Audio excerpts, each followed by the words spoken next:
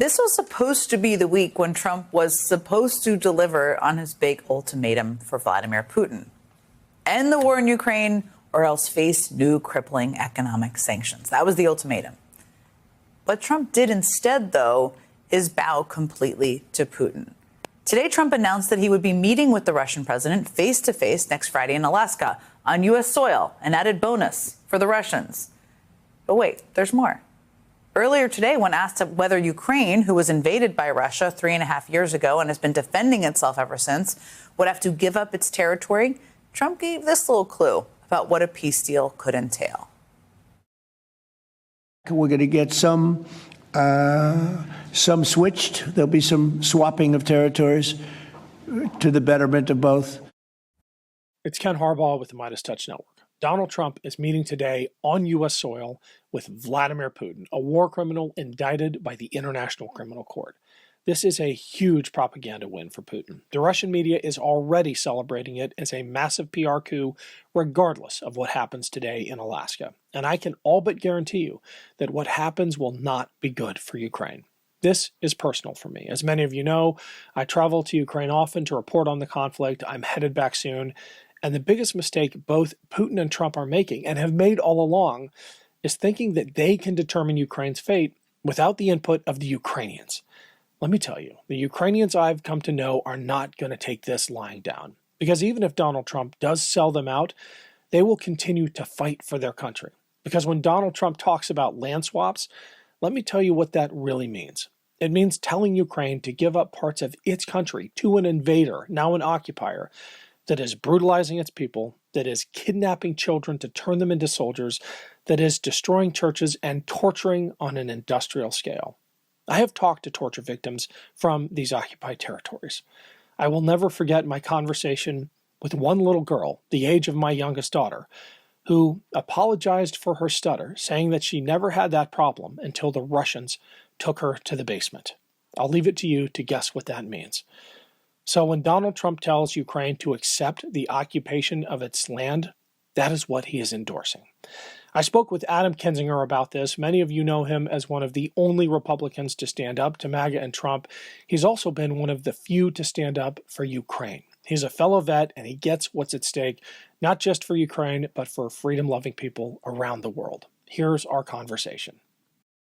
Welcome to the Ken Harbaugh Show. I am honored to have Adam Kinzinger with me today, former Republican congressman who served on the J6 committee and is one of the few Republicans with the courage to stand up not just to Trump, but to stand for Ukraine's defense of its own freedom against Russia's aggression. Adam, it looks like Trump is going to taco yet again after this brief glimpse of a pivot vis-a-vis Putin and his aggression towards Ukraine.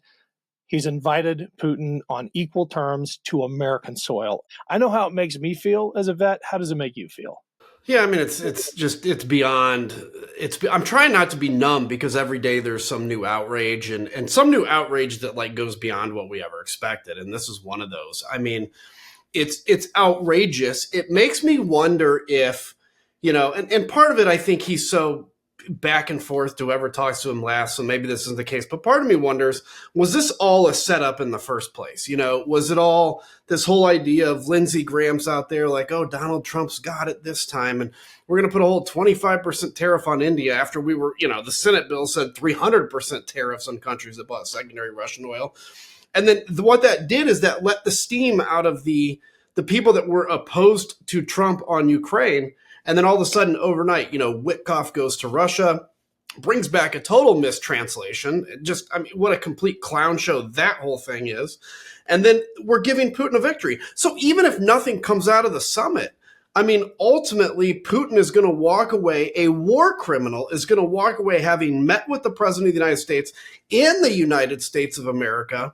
And he's going to go back and take that to his people and maybe even buy another couple months in this war, because ultimately the thing Ukraine has to outlast, that it can, if it has the ability, if it has the equipment and stuff to do it, is Russia's ability to fight, which is being depleted rapidly.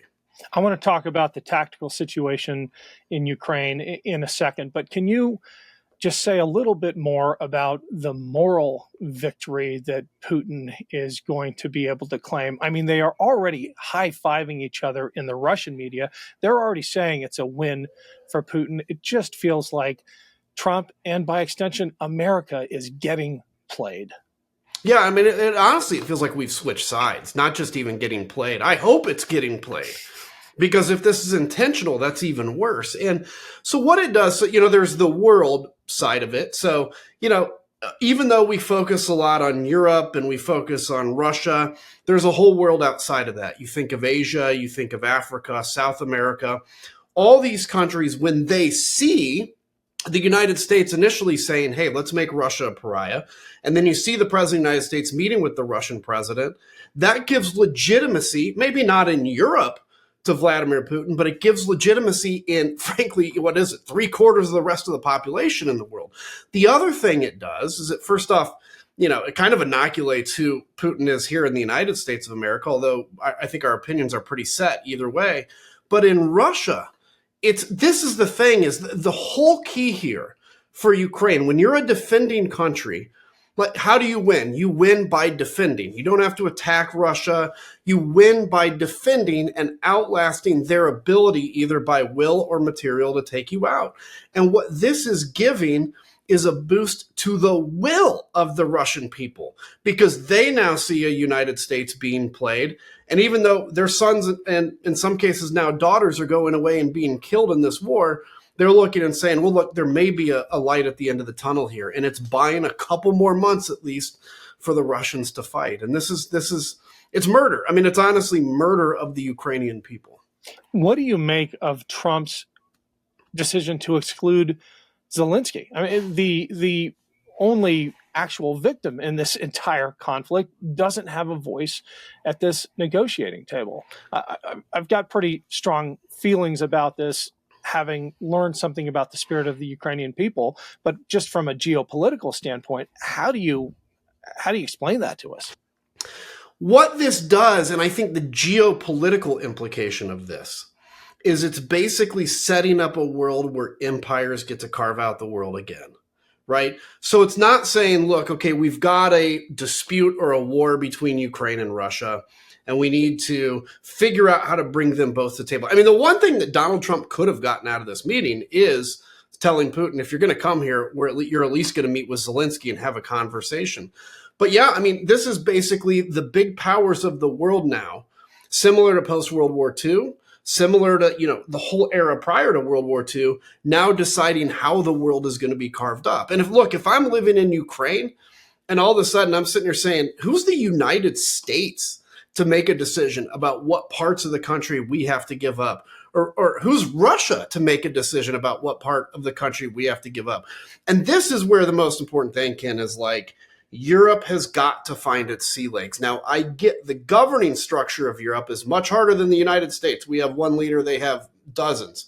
But Europe has the ability to stand up and back Ukraine if a bad deal is presented. I think they will, and say, we're not going to accept a bad deal. But that is the scary thing, is the most powerful countries in the world now, of which Russia really isn't, honestly, are now making the decision that we're going to carve up the world to our pleasure again.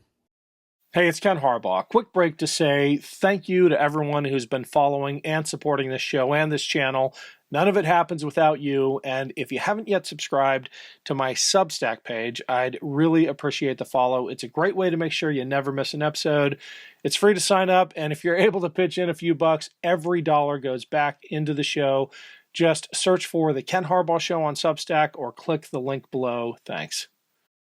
Well, there are some European leaders who are standing up, and it's telling that it's typically the ones who have a border with Russia, right? If you want to really understand Putin's imperialistic ambitions, just talk to his neighbors. And it's those countries, the Baltics, Poland, that have really answered the threat. And I've been to the border. It is like the DMZ, right? It's dragon teeth and barbed wire. They are ready for what's coming next.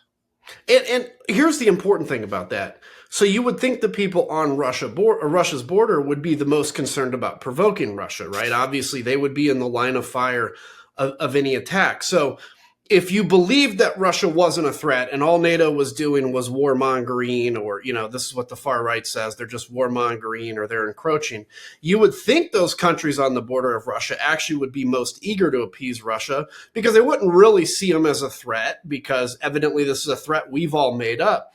But the reality is they are the ones, as you said, that see them as the most acute and most imminent threat. And they're not making this up. They don't want to live in this kind of condition of understanding that Russia may cross their border, but they're realistic. And those are the people that we need to be listening to. Look, here's the thing. We know this about warfare. We used to believe this, particularly as Republicans, that strength is the most important thing to prevent war.